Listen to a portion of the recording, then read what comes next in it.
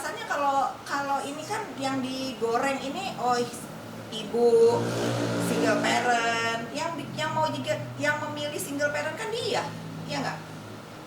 Bapaknya kan semua ada, anaknya kan semua ada bapaknya.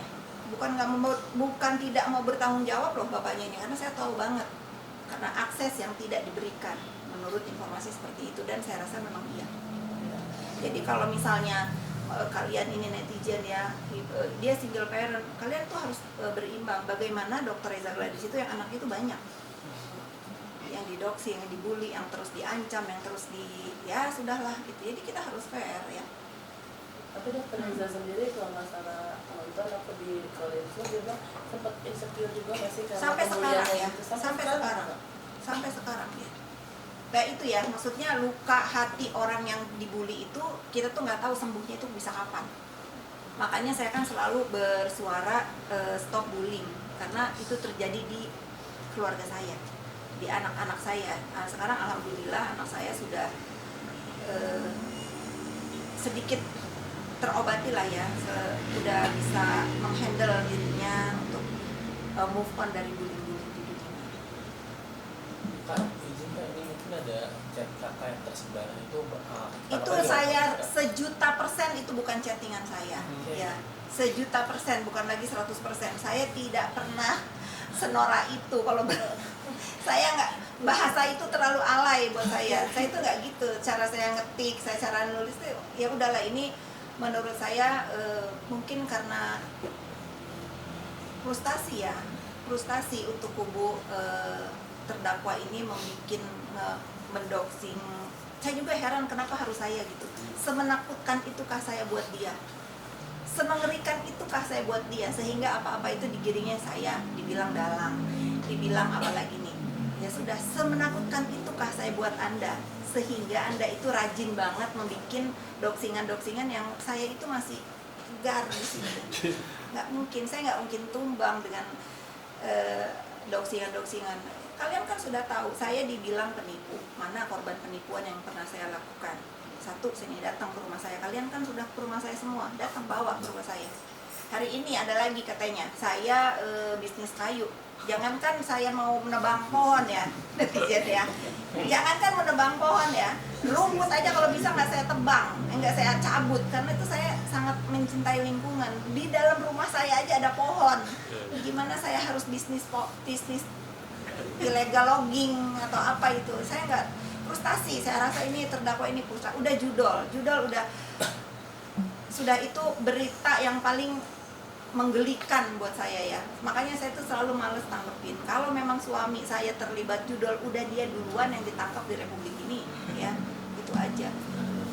Nah, apalagi tuduhannya Markus, ada nggak orang korban yang saya Markusin datang ke, pokoknya segala tuduhan dia itu segala tuduhan dia itu yang banyak itu tidak ada satupun yang bisa dia buktikan dalam doxingan dia itu terhadap diri saya. Makanya saya ketawa kalau saking saya udah speechless yang lihat terdakwa ini sangat frustasi, ada aja yang dicari. Tapi akhirnya apa? Akhirnya dia kan pasti kesel kalau saya balas dengan ledekan-ledekan. Karena saya udah nggak bisa diam lagi kalau di doxing. Saya harus mirroring. Buat apa? Buat dia belajar. Kalau kamu bisa nyubit orang, ya kamu harus mau dicubit. Gitu loh. Berarti makin dia semakin frustasi terdakwa, makin Kavitsi makin terus aja korek semua saya sudah bilang, saya tidak akan membiarkan diri saya didoxing dia lagi. Seumur hidup saya mau gitu untuk mengcounter diri saya, tapi saya tidak akan memulai ya. Saya tidak akan memulai. Kalian cek sendiri, tidak pernah di dalam dunia maya saya yang memulai. Tapi kalau dia mengusik saya sekali ya dia harus tahu saya akan balas dia sampai saya puas. Nggak bisa, saya sudah nggak bisa sabarin diri saya lagi untuk bullying di dunia maya. Dan mungkin ini apa yang saya lakukan ini juga menjadikan inspirasi buat para netizen yang tadinya dibully itu diem aja sehingga dia depresi sendiri, sehingga sedih sendiri. Akhirnya setelah melihat saya juga standing up buat diri sendiri, banyak yang mereka itu akhirnya tidak menormalisasi bullying dan melawan, dan akhirnya berhenti kan untuk bullying terhadap banyak banyak sekali netizen yang akhirnya Kak, setelah melihat Kakak melawan, saya pun melawan, dan itu bisa mengobati dirinya untuk tidak merasa kecil. Ada lagi? Kak, laporan Samira gimana Kak? Yang dulu dilaporin sama Samira? Saya dilaporin sama Samira. Iya. Tolong tanya Samira kapan datang ke Medan, dia yang tersangka loh. Kurang kerjaan atau apa gimana? Iya.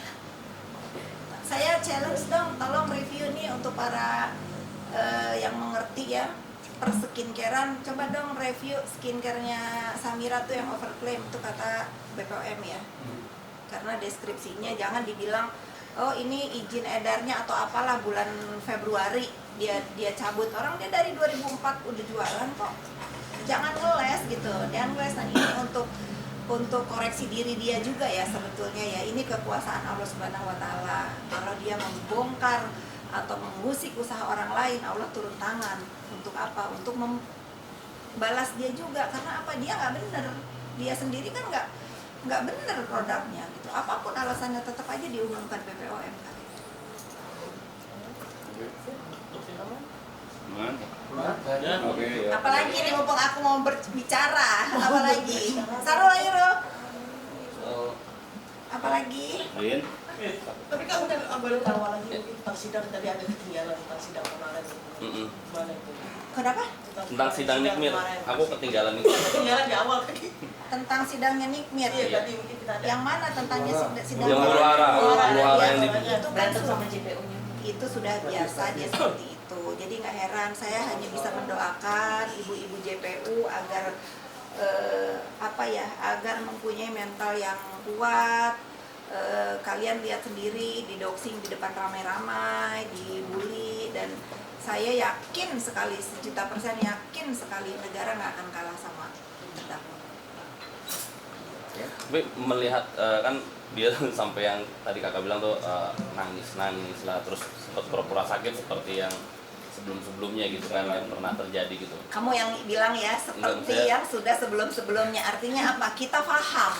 Kita paham bahwa terdakwa ini selalu berulah seperti ini. Kalau di persidangan yang diserang dulu kan ngelempar dokumen, masih banyak tuh di sosmed, malah saya yang mungut kan, jejak digitalnya masih ada. Jadi bukan hal yang baru untuk kita untuk kita surprise gitu nih. Udah ya tinggal 2, saya bilang pura-pura pingsan sama sakit kan udah, pura-pura sih sama lupa ingatan belum. Itu aja belum ditunjukkan ya. Belum.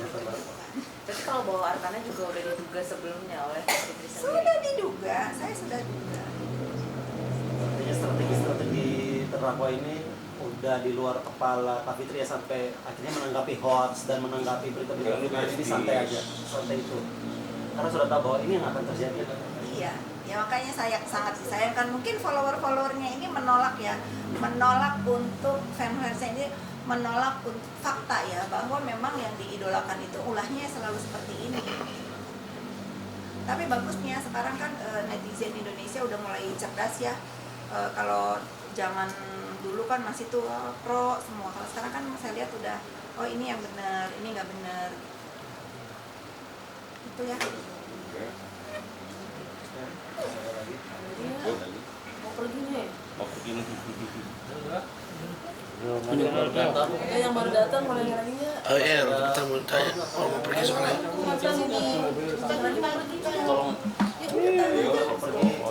Tahan soalnya nggak bisa 2 kali. stopin. Udah langsung tanya. Mau langsung tanya. Ayo. Ayo nanya apa lagi? Ayo, buru. Mau ditanya nih. Cetil lagi. Mau nanya apa lagi? Mau nanya pura-pura pingsan. Kesimpulan. Kesimpulannya dari saya. Ayo kita sama-sama belajar untuk pintar ya, jangan terbawa drama-drama di persidangan yang nggak mau dipakai rompi lah, yang marah-marah lah ya. Kita harus belajar itu. Kalau misalnya terdakwa ini memang mau keadilan, harusnya dia stop membuat ulah-ulah yang bisa mengganggu jalannya persidangan.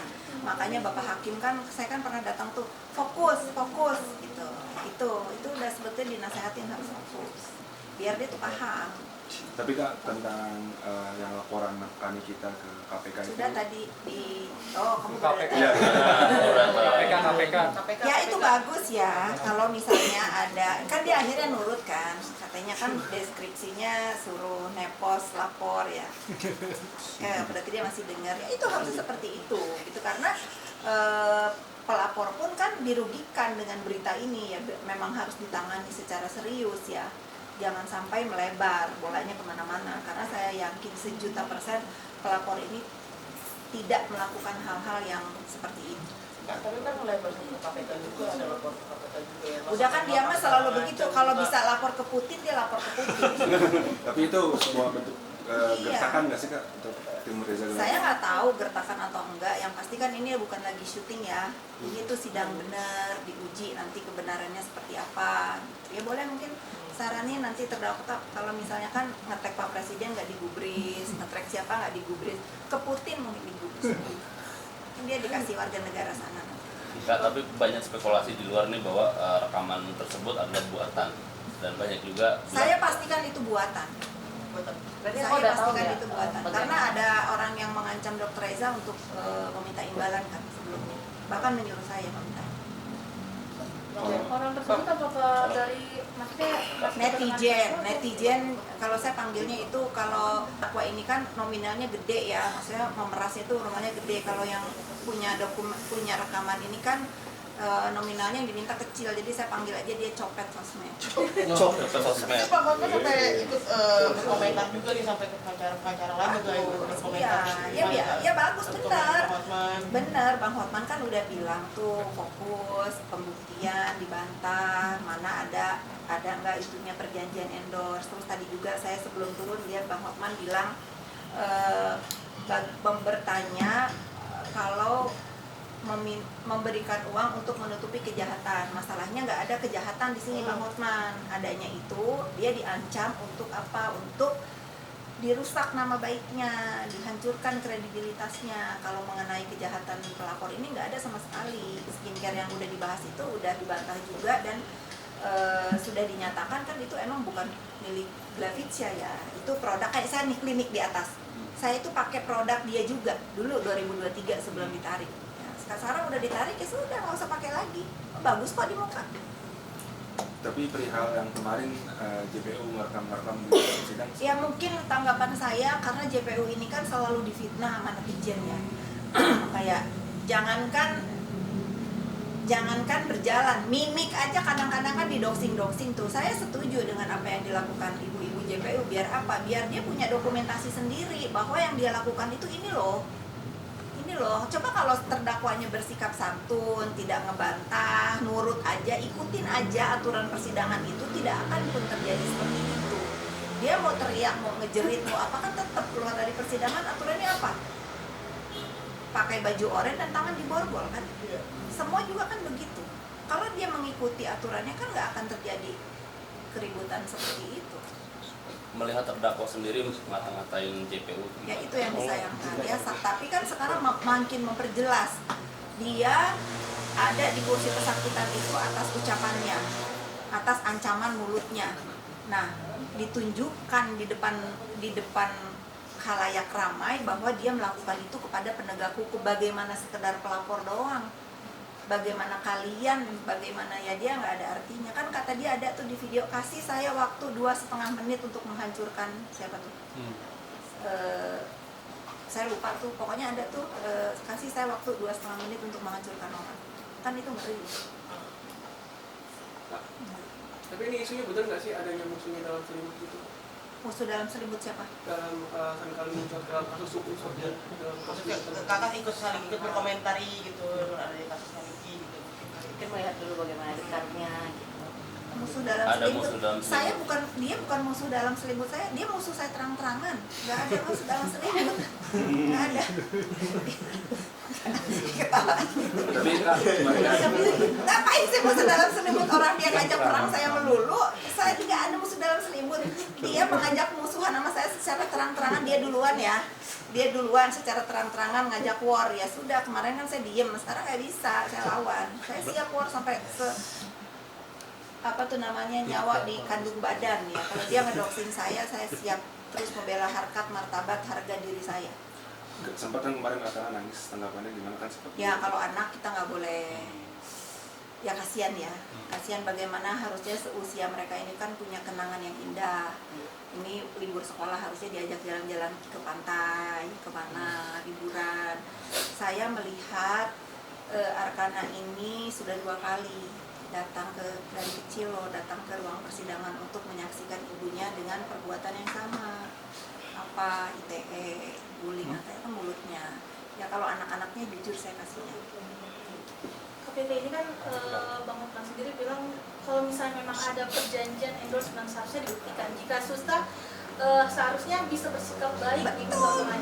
Yang dia punya itu sekarang hanya bisa bersikap baik dan santun, karena perjanjiannya itu tidak pernah ada. Jangankan di tulisan, saya tanya sama pelapor, jangankan tulisan seperti orang-orang kalau di endorse ya, ucapan pun tak ada gitu. Karena kalau misalnya saya juga punya klinik, kalau ngendorse orang itu kan ada SOW-nya tuh, harus gini, itu pun kan nggak ada. Intinya itulah. Kemarin sempat dipanggil sama kepolisian itu gimana Kak? Ngapain aja? Maksudnya kenapa dipanggil sampai 2 kali?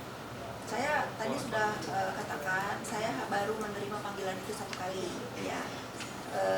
Tentu saya sebagai warga negara Indonesia yang baik, saya akan datang ya, walaupun sebetulnya yang berhak melaporkan itu saya tidak pernah memulai ya, tapi kali ini saya nggak mau melaporkan itu. Untuk apa? Untuk biar terdakwa fokus aja kepada tuduhan pemerasan dan TPPU ini. Itu saya masih apa namanya,